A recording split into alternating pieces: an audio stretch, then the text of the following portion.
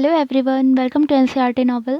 आज हम लोग स्टार्ट करेंगे क्लास 6 का चैप्टर 6 रूरल एडमिनिस्ट्रेशन, जो कि सिविक्स हमारा चल रहा है। तो इसमें जैसा कि हमने लास्ट टाइम चैप्टर 5 तक डिस्कस किया था इस सिविक्स में, और ज्योग्राफी हमारी कंप्लीट हो चुकी है। तो अगर ज्योग्राफी जिन बच्चों को पढ़ना हो तो उस ज्योग्राफी प्लेलिस्ट से देख सकते हैं। तो इसमें इसको भी हम फिनिश कर देते हैं, तो एग्ज़ाम से पहले इस सिविक्स को पूरा फिनिश कर देंगे। ठीक है, तो 4 चैप्टर सिर्फ बचे हुए हैं। तो यहाँ पर स्टार्ट करते हैं रूरल एडमिनिस्ट्रेशन। तो इसमें इस चैप्टर में क्या क्या बेसिकली डिस्कस किया गया है इसकी बात करते हैं। There are more than 6 lakh villages in India. Taking care of their needs for water, electricity, road connections is not a small task. In addition to this, land records have to be maintained and conflicts to need to be dealt with. A large machinery is in place to deal with all this. In this chapter, we will look at the work of two rural administrative officers in some detail. ठीक है, तो यहाँ पर हम basically बात करेंगे कि rural administration जो होता है उसमें कौन कौन ऑफिसर्स होते हैं। तो यहाँ पर उनमें से 2 ऑफिसर्स की हम बात करेंगे कि उनका काम क्या रहता है और उनकी नीड क्या है हमारे इस पूरे रूरल एरिया में। ठीक है, तो यहाँ पर जैसे कि हम जानते हैं कि इंडिया में 6 लाख विलेजेस उससे भी ज़्यादा हैं। ठीक है, तो वहाँ पर वाटर सप्लाई, इलेक्ट्रिसिटी और रोड कनेक्शन, ये सारी चीज़ें कोई हलवा काम नहीं है, स्मॉल टास्क नहीं है। ठीक है, तो ये सब बहुत बड़ी चीज़ें हैं। तो इनको प्रॉपर मेंटेन करना, उन लैंड जो होती है उसका रिकॉर्ड रखना अपने में, और जहाँ भी कोई भी कन्फ्लिक्ट होती है, ज़मीनों की कन्फ्लिक्ट कितनी होती है सब जानते हैं। तो उसके लिए जो भी कन्फ्लिक्ट्स होते हैं उनको कैसे डील करना है, सॉल्व करना है, ये सारी चीज़ें हम इस चैप्टर से समझेंगे। ठीक है, तो यहाँ से एक स्टोरी के थ्रू उन्होंने बताया है। आप देख रहे हैं 2 लोग हैं, तो ये रघु और मोहन, ये दोनों आपस में झगड़ रहे हैं। और ये कुछ आपको एग्रीकल्चर जो फील्ड दिखाई दे रही है, ये इनकी ज़मीन दिखाई दे रही है जिस पे ये लड़ाई कर रहे हैं। अब हुआ क्या है मैटर, इस स्टोरी से समझते। A quarrel in the village. Mohan is a farmer. ठीक है, मोहन एक क्या है, किसान है। His family owns a small agriculture field which they have been farming for many years. Next to his field is Raghu's land which is separated from his by a small boundary called a bund. इसमें है क्या कि ये किसान है और इसकी एक एग्रीकल्चर फील्ड है, छोटी सी एक फील्ड है इसमें जिसमें खेती वगैरह करता है। अब इसी से मिली हुई दूसरी एक ज़मीन है, इस फिगर में देख सकते हैं, जो रघु की है।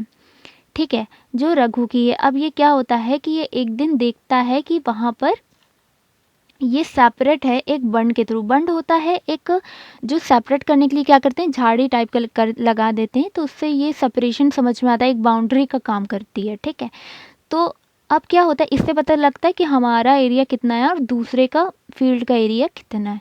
अब देखिए क्या होता है, एक सुबह वो देखता है, नोटिस करता है मोहन कि रघु ने क्या किया है, बंड को थोड़ा शिफ्ट कर दिया है, बढ़ाकर दूसरे की ज़मीन तक। यानी कि रघु ने मोहन की ज़मीन में और बढ़ाकर बंड वहाँ पे फिक्स कर दिया है, जिससे इसकी ज़मीन का हिस्सा जो है वो बढ़ गया है और रघु की जो ज़मीन, मोहन की जो ज़मीन है वो छोटी हो गई है। ऑब्वियसली ये झगड़े बहुत कॉमन है जो कि गांव में चलते हैं। By doing so he had managed to take over some Mohan's land and increase the size of his own field. उसने क्या किया, अपनी फील्ड का साइज इंक्रीज कर दिया।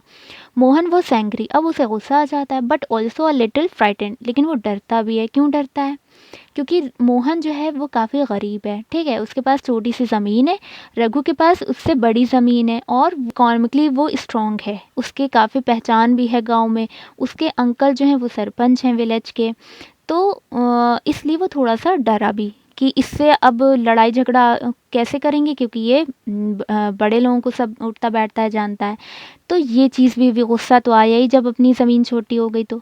अ heated argument followed, Raghu refuse. अब क्या होता है, सॉरी ये लाइन रह गई थी, but even so he plucked up courage and went to Raghu's house. लेकिन वो क्या करता है, डरता है, लेकिन फिर वो जाता है रघु के घर और वहाँ पे क्या करता है, आर्ग्यू करता है कि जो है उसने ये क्यों किया। तो रघु क्या करता है, वो रिफ्यूज़ कर देता है, मतलब कि वो एक्सेप्ट ही नहीं करता कि उसने ये किया है। तो अब वहाँ पर बहस ज़्यादा होने लगती है। फाइनली वो लोग खूब तेज़ तेज़ चलाने लगते हैं और फिर रघु जो होता है मोहन को खूब मारता भी है। ठीक है, वो खूब पिट जाता है और उसके बहुत ज़्यादा चोट लग जाती है। अब क्या होता है, गाँव वाले जब कहीं पे झगड़ा होता है ऑब्वियसली गाँव वाले आ जाते हैं देखने, तो सब कुछ लोग देखने भी आ जाते हैं वहाँ पर।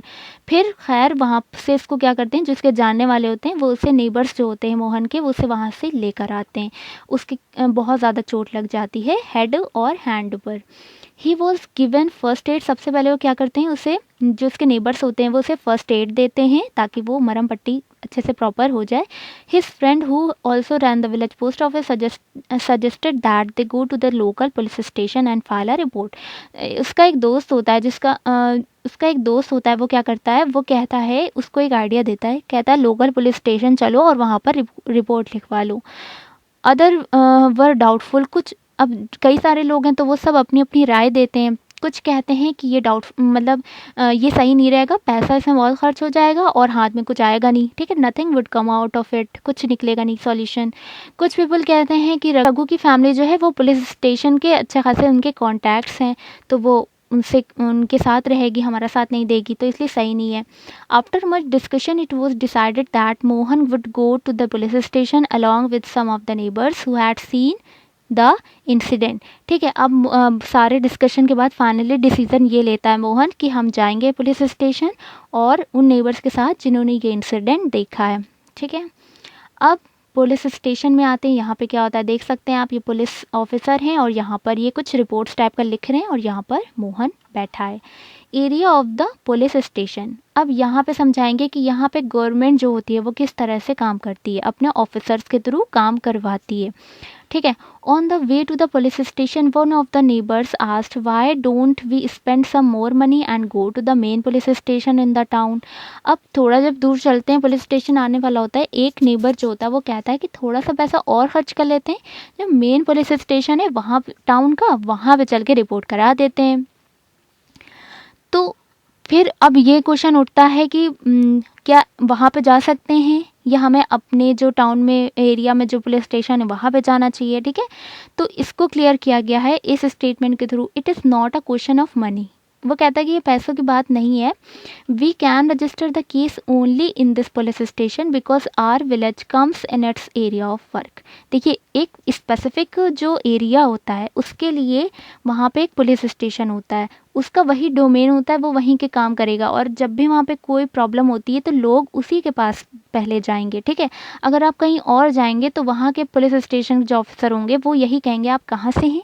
ठीक है, सबसे पहले वो यही कहेंगे कि आप कहाँ से हैं और उस एरिया के आप ऑफिसर वहाँ पे पुलिस स्टेशन क्यों नहीं गए। ठीक है, तो ये चीज़ होती, तो ये एक रूल होता है कि वहाँ पे हमें जाना होता है। We can register the case only in this police station because our village comes in its area of work. इसी एरिया में आता है हमारा विलेज। तो मोहन उसे एक्सप्लेन कर देता है, फिर वो लोग वहाँ पे जाते हैं अंदर। Every police station has an area that comes under its control. All person in that area can report cases or inform the police about any theft, accident, injury, fight etcetera. कि कोई भी पर्सन जो होगा वो वहाँ पे जाकर report करा सकता है, केस फाइल करा सकता है, अगर चोरी का मसला हो या फिर एक्सीडेंट हो गया हो, इंजरी का हो गई हो, ठीक है, फाइट झगड़ा, ये सब जो जितने भी मसले होते हैं इन सब के लिए वो वहाँ पे अपने एरिया के पुलिस स्टेशन में जा सकता है। It is the responsibility of the police of that station to enquire, to investigate and take action on the cases within its area. और जो पुलिस होती है इसकी रिस्पॉन्सिबिलिटी होती है कि वो वहाँ पर इंक्वायरी करे, उस एरिया में जो प्रॉब्लम आई है उसके अकॉर्डिंग इन्वेस्टिगेट करे, उसे पता करे और वहाँ पर एक्शन ले। The work at the police station. अब ये बताएंगे कि वहाँ पे क्या हुआ। When they reach the police station Mohan went to the person in charge, SHO जिसे कहते हैं station house officer, and told him what had happened. वो क्या करता है, वो जाता है और वहाँ का जो चार्ज संभाल रहा होता है उसे क्या कहते हैं, SHO कहते हैं, स्टेशन हाउस ऑफिसर। एंड तो उसे क्या बता देता है पूरी कहानी। He also set that he want. जब वो पूरी कहानी सुनता है फिर उसके बाद वो कहता है कि मैं आपको रिटर्न में देता हूँ, ठीक है, लिख कर देता हूँ कि मुझे जो भी कंप्लेंट करवानी है। तो SHO थोड़ा सा रूडली बोलता है कि मेरे पास इतना टाइम नहीं है कि ये इतनी छोटी सी झगड़ों को कि मैं रिपोर्ट लिखूं और मैं इसे सॉर्ट आउट करूं। ठीक है, Mohan showed him his injuries. फिर मोहन क्या करता है, अपनी इंजरीज दिखाता है जो उसे चोट लगी होती है, लेकिन SHO जो होता है वो बिलीव नहीं करता है इसकी बात पे। फिर वो जो नेबर्स को ले गया होता है, अब वो परेशान हो जाता है मोहन की अब क्या करें। तो वो क्या करता है कि जो नेबर्स को ले जाता है उनको वहाँ पर उनसे बात करता है और वो सब फिर बात करते हैं एसएचओ से कि देखिए ये इसके बहुत ज़्यादा चोट लगी हुई है, आप प्लीज़ कंप्लेंट लिख लीजिए और ये सब हम लोग की आंखों के सामने हुआ है, ठीक है। तो वो एक तरीके से गवाही दे देते हैं। He went and called his neighbours into the office, they argued strongly that Mohan had been beaten up in front of them. मतलब नेबर्स के सामने वो क्या हो रहा था, पिट रहा होता है, and had they not rescued him he would have been injured very seriously. और वो उसको वहाँ से बचा नहीं पाते हैं और वो बहुत ज़्यादा उसकी इंजरी हो जाती है। दे इंसिस्टेड, वो इंसिस्ट करते हैं कि आप प्लीज़ केस जो है वो रजिस्टर कर लीजिए। फाइनली ऑफिसर एग्रीड, मान जाते हैं वो। He asked Mohan to write down his complaint and also told the people that would send a constable the next day to investigate the incident. फिर वो कहता है कि ठीक है मैं लिख लेता हूँ कंप्लेंट आपकी, और मैं कल जो है आपको कांस्टेबल आपके एरिया में भेजूंगा और उससे कहूँगा कि पूरा इंसिडेंट जो है वो इन्वेस्टिगेट करे, अच्छे से प्रॉपर समझे कि क्या कैसे हुआ। अब वो जो इन्वेस्टिगेशन होगा वो एक प्रॉपर वे में होगा ना, तरीक़ों से होगा। जिस लैंड की वजह से झगड़ा हो रहा था उसका कहीं ना कहीं रिकॉर्ड भी होगा। अब लैंड का रिकॉर्ड जो होता है वो किस तरह से होता है, उस पर कैसे गवर्नमेंट काम करती है, इसको हम इस हेडिंग के अंदर समझते हैं। Maintenance of land records. You saw that Mohan and Raghu were arguing heatedly whether the common boundary of their fields had been shifted. Is not there a way by which they could have settled this dispute in a peaceful manner? अब देखिए वो क्या हुआ, ये इस बात पे उन लोगों के बीच इतना ज़्यादा झगड़ा हो गया कि वो शिफ्ट कर ली बाउंड्री, तो इसको वो पीसफुल मैनर से क्या नहीं सॉर्ट आउट कर सकते थे? कर सकते थे अगर उनको रूल गवर्नमेंट के पता होते तो। Are there records that show who owns what land in the village. देखिए क्या होता है, जब जो भी किसी की लैंड होती है उसके पास उसके कुछ पेपर्स होते हैं, वो पेपर्स लेखपाल वगैरह होते हैं, वहाँ पटवारी होते हैं, वो उनके पास क्या होता है, उनके पास पूरा अपना मैप वगैरह होता है, पूरी डिटेल होती है उस हर लैंड की, ठीक है। तो वहाँ पे जाके वो अगर बात करें तो वो दिखा देंगे कि ठीक है आपका इतना एरिया, आपका इतना एरिया है, वो अच्छे से इस प्रॉब्लम को सॉल्व कर सकते थे, कोई भी झगड़े की बात नहीं होती। अब देखते हैं कि ये कैसे होता है, ठीक है। Measuring land and keeping land records is the main work of the पटवारी।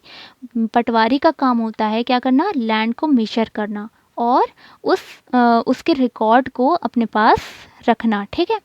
तो पटवारी इज़ नोन बाय डिफरेंट, इसके पटवारी के नाम अलग अलग जगह पे अलग अलग होते हैं, तो थोड़ा सा कन्फ्यूज़न हो सकता है, देख लीजिए। In some villages such officers are called lekhpal, जिसे लेखपाल कहते हैं वो भी यही होता है। इन अदर्स कानून को भी कहा जाता है, कर्मचारी भी कहा जाता है और विलेज ऑफिसर्स भी कहा जाता है, ठीक है। जो ये क्या करते हैं, लैंड को मेजर करते हैं और जो लैंड रिकॉर्ड्स होता है उसे मेंटेन करते हैं। We will refer to this officer as patwari. हम इस चैप्टर में पटवारी यहाँ पर मान के चलते हैं, ठीक है, उसी से रिलेटेड हम पूरा बताएंगे।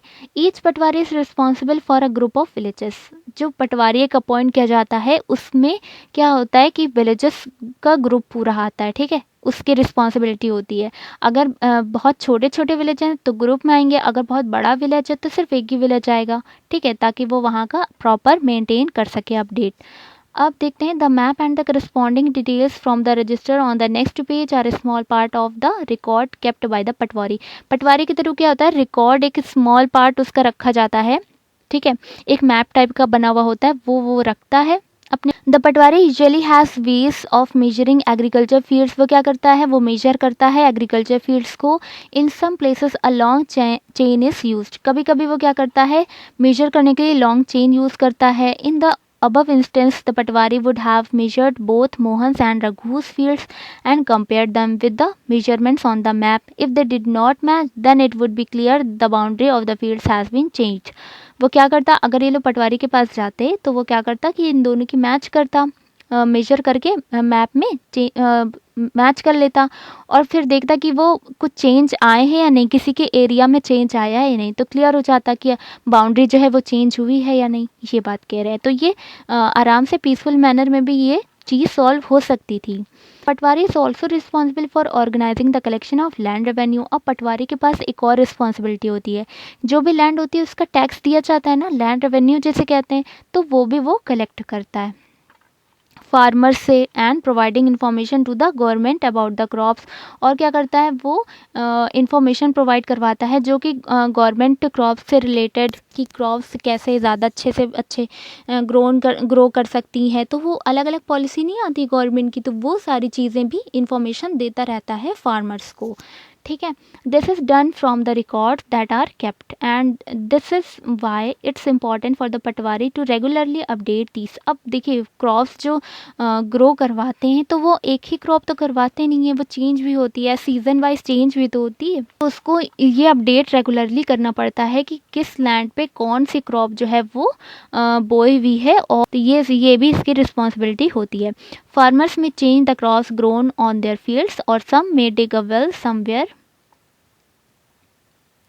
and keeping track of all this is the work of the revenue department of the government का जो revenue department होता है वो इसका काम ये सब ट्रैक करना होता है। Senior people in this department supervise the patwaris work. जो सीनियर हर इंसान के पीछे मतलब ऑफिसर्स के ऊपर एक हायर ऑफिसर होता है, वो क्या करता है अपने जो नीचे वाला काम कर रहा होता है ना, उस ऑफिसर के काम को क्या करता है सुपरवाइज करता है। वो इसलिए रखा जाता है गवर्नमेंट के थ्रू ताकि जो काम आपको रिस्पॉन्सिबिलिटी दी गई है वो आप प्रॉपर वे में कर रहे हैं या नहीं। ये अब देखिए जो पटवारी अपने पास रिकॉर्ड रखता है ना, ये उसका एक मैप के थ्रू कुछ दिखाया गया है।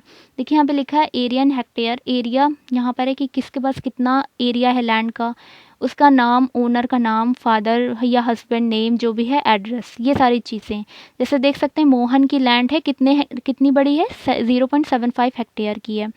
और ये किनके बेटे हैं राजा राम के। विलेज कौन सा है अमरापुरा ओनर है। ठीक है, और वहीं रघुराम जिसके साथ झगड़ा हुआ था उसकी 3 हेक्टेयर है, इससे काफ़ी बड़ी है। Son of Ratanlal village Amarpura owner. ठीक है, तो ये आप देख सकते हैं कुछ इस टाइप का रिकॉर्ड रहता है। अब देखिए इसको ये दिखाया गया है यहाँ पर। देखिए आप देख रहे हैं 1 2 3 4 5 ये है, ये कुछ ट्रीज बने हैं, ये कुछ गोले टाइप का आपको सर्कल दिख रहे होंगे, डॉटेड सर्कल दिख रहे होंगे ना, ये यहाँ पर आपको कुछ स्ट्रक्चर दिख रहा होगा। तो ये सब, ये देखिए यहाँ पर एक ये इस टाइप की एक रोड है जिसमें सिंगल डैश है, इधर डबल डैश है। तो ये सब क्या डिनोट कर रहे हैं ये आपको यहाँ पे बताया गया है। देखिए जो ये आपको लाइन बड़ी बड़ी लाइन दिख रही है, ये बाउंड्रीज हैं अलग अलग लैंड की। ठीक है, जैसे अभी रघु और मोहन की उसमें बीच में बाउंड्री थी। ठीक है, ये वो बाउंड्री है। उसके बाद ये जो आपको डॉटेड सर्कल दिख रहे हैं वेल है, ये कुएँ हैं। इसके बाद ये जो आपको स्ट्रक्चर दिख रहा है ये ग्रास लैंड है, और ये जो आपको दिख रहा है सिंगल डॉटेड वाली ये कच्ची रोड है, गांव है तो कच्ची रोड है। और ये जो आपको डबल वाली दिख रही है डबल लाइन वाली ये पक्की रोड है। उसके बाद ये तो ट्रीज दिख ही रहे हैं। ठीक है, तो ये कुछ इस टाइप का रहता है। आप देखिए वो उसके पास ये चीज़ रहती है, ये मैप रहता है और ये डिटेल रहती है, तो उससे वो समझ जाता है कि कहाँ पर क्या है। अब देखिए यहाँ पर क्या है 1 नंबर पे क्या है मोहन की लैंड है, यानी कि ये जो 1 वाली लैंड है ये मोहन की है। ठीक है, इसका साइज लिखा हुआ है। फिर 2 नंबर पे रघु की लैंड है, ये रघु की लैंड है, ये देख भी रहे हैं आप बड़ी बड़ी सी है। और कॉमन बाउंड्री कौन सी है जिस पे डिस्प्यूट हुआ वो ये वाली है। ठीक है, तो ये चीज़ समझ में आई आपको। और ये नॉर्थ, ये ज़रूरी है डायरेक्शन कि किस डायरेक्शन में है। अब देखते हैं आगे। All states in India are divided into district. India जो होते हैं आर डिवाइडेड इनटू डिस्ट्रिक्ट। तो इंडिया में जितने भी स्टेट होते हैं वो सब किन में डिवाइड रहते हैं, डिस्ट्रिक्ट में रहते हैं। ठीक है, जैसे और managing matters relating to land these district are further subdivided. अब देखिए चीज़ें छोटी होती जाती हैं ताकि वहाँ पे प्रॉपर फैसिलिटीज़ दी जा सकें। अब डिस्ट्रिक्ट से भी को भी फर्दर डिवाइड कर देते हैं। ठीक है, These subdivision of a district are known by different names such as तहसील। उसे क्या कहते हैं, डिस्ट्रिक्ट को क्या क्या अलग अलग छोटे और पार्ट में बांट दिया जिसे कहेंगे तहसील, ताल्लुक, ये सब कहेंगे। At the head is the district collector and under her the revenue officer. अब क्या करेंगे डिस्ट्रिक्ट में डिस्ट्रिक्ट कलेक्टर एक हेड होगा उसका। ठीक है, अलग अलग जगह का डिस्ट्रिक्ट कलेक्टर हेड होगा और उसके अंडर में कुछ ऑफिसर्स होंगे जिन्हें कहेंगे रेवेन्यू ऑफिसर्स। ठीक है, इनका इंपॉर्टेंट रोल है, उसको हम इस चैप्टर में भी समझेंगे। अब देखिए उनका दूसरा नाम क्या होता है रेवेन्यू ऑफिसर्स का, जिन्हें हम कहते हैं तहसीलदार।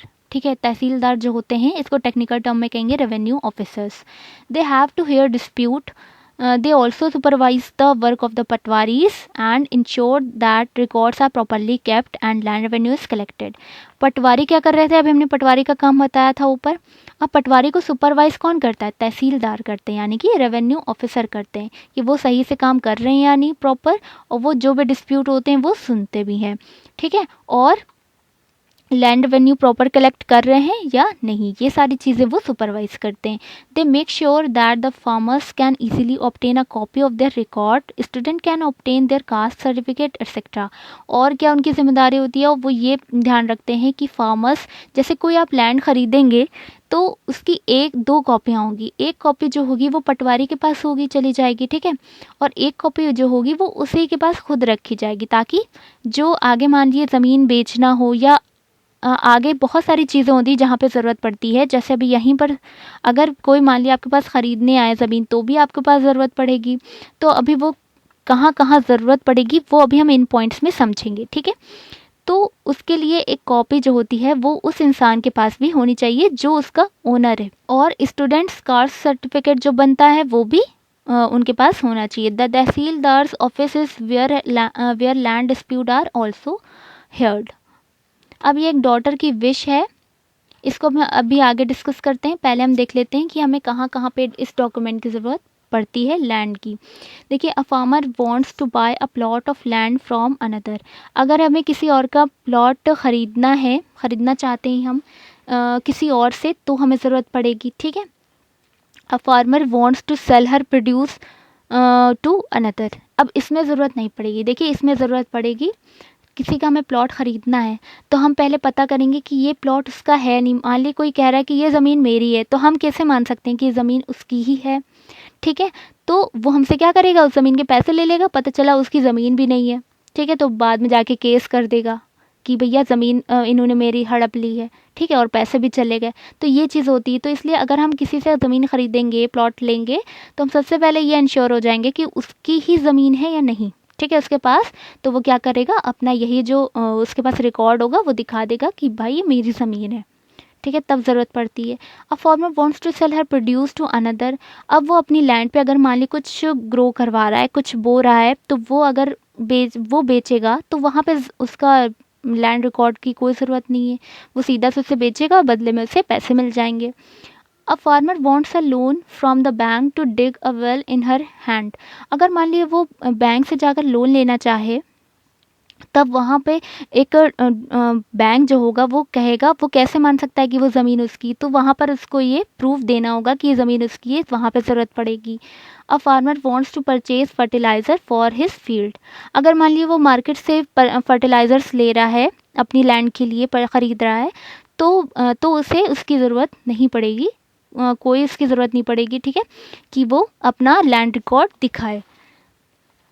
अ farmer wants to divide his property among his children. अगर फार्मर को अपनी प्रॉपर्टी बच्चों में बांटनी हो, तो वहाँ पर ज़रूरत होगी कि वहाँ पे पूरा दिखा होगा कि इन्होंने ये अब इस ज़मीन को इन बच्चों में बांट दी है, ये अब इनका हक है इस पे. ठीक है, तो वहाँ पे ज़रूरत होगी उस लैंड रिकॉर्ड की.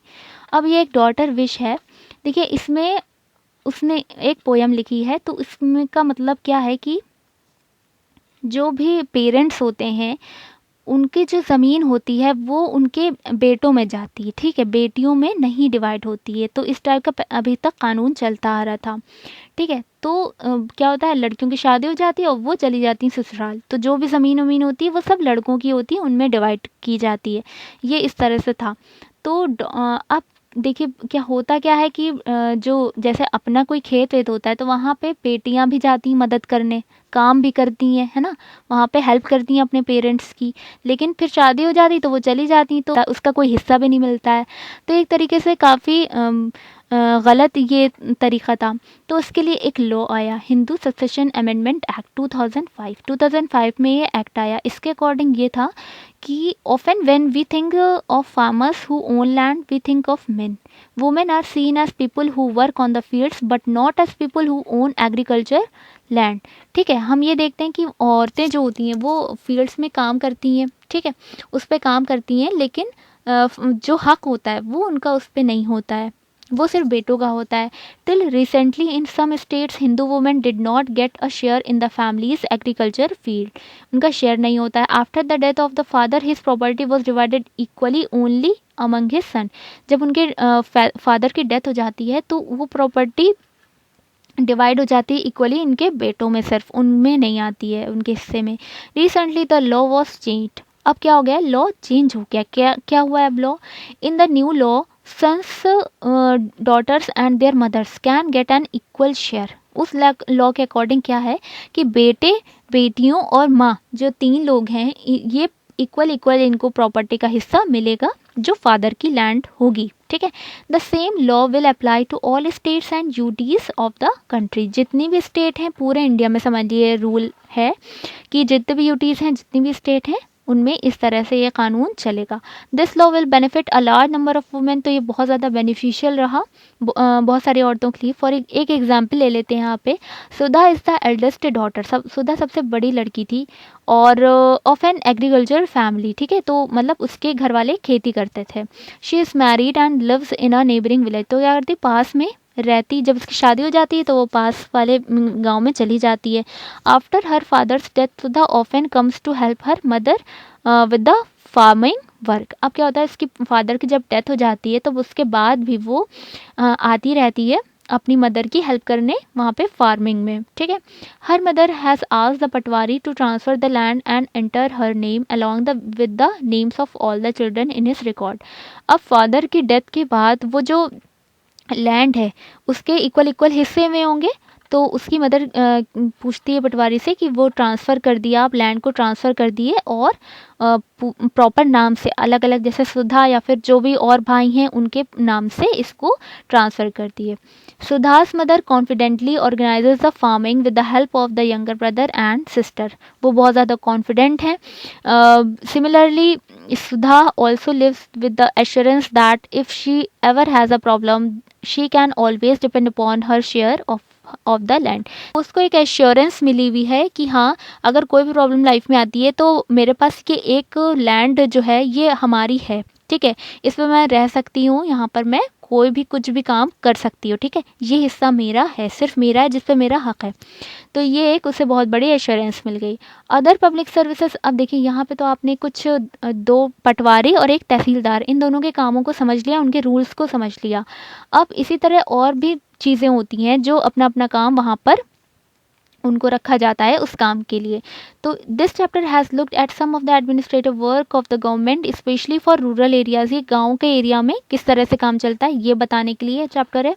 The first example related to maintaining law and order and the second to maintaining land records. सबसे पहले हमने पुलिस का काम समझा कि पुलिस किस तरह से वहाँ पे काम करती है, क्या लॉ है, ठीक है, किस अपने एरिया में काम करना है, और वहाँ पे लैंड रिकॉर्ड्स किस तरह से मेंटेन किया जाता है, इस चीज़ को समझा है इस चैप्टर में। In the first case we examine the role of the police and in the second that of the patwari. This work is supervised by other people in the department such as tehsildar और superintendent of police. We have also seen how people use these services and some of the problems that they face, ठीक है, हम समझ पा रहे हैं किस तरह से ये काम करते हैं और जो भी प्रॉब्लम्स आती हैं उनको कैसे फेस किया जाता है। These services have to be used and made to function according to the laws that have been framed for them. You have probably seen many other public services and facilities provided by various department of the government. अब बहुत सारे काम होते हैं, public services होती हैं जो government के थ्रू इस तरह से अलग अलग डिपार्टमेंट बना के वहाँ पर फैसिलिटीज़ प्रोवाइड कराई जाती हैं।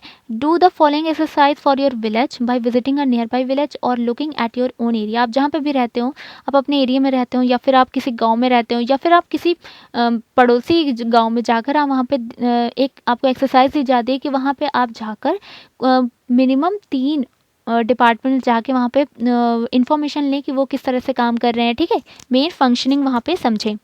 लिस्ट, अब उसकी लिस्ट दी गई है। List the public services in the village area such as, कौन कौन से डिपार्टमेंट हो सकते हैं, मिल्क सोसाइटी होगी वहाँ पर, एक द फेयर प्राइस शॉप होगी, देखा होगा एक राशन कहते हैं राशन बट रहा है, ठीक है, तो वो क्या होता है गवर्नमेंट की तरफ से काफ़ी कम प्राइस पे अनाज प्रोवाइड किया जाता है गरीब लोगों के लिए।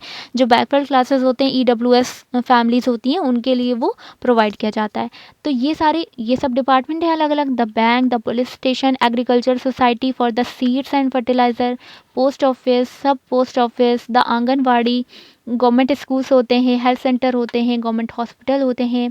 तो यहाँ पे आप किसी भी कलेक्ट इन्फॉर्मेशन, 3 पब्लिक सर्विसेज जाकर आप वहाँ पे इंफॉर्मेशन लें, discuss with your teacher how improvements can be made in their functioning, और फिर टीचर से आके डिस्कस करें कि उनको किस तरह से और अच्छे तरीके से इम्प्रूव किया जा सकता है। ठीक है, तो ये आपकी एक एक्सरसाइज टाइप हो गई कि आप ये सर्वे करें। ठीक है, फिर यहाँ पे आपका चैप्टर ये फिनिश हो जाता है। फिर चैप्टर 7, 3 चैप्टर्स में बचे हुए हैं, उनको भी जल्दी करवा देंगे। अगर आपको ये वीडियो अच्छा लगे तो आप इसको लाइक कीजिएगा, शेयर कीजिएगा, चैनल को सब्सक्राइब ज़रूर कीजिएगा, और जो भी आपको फीडबैक देना हो आप कमेंट ज़रूर कीजिएगा। Thank you so much.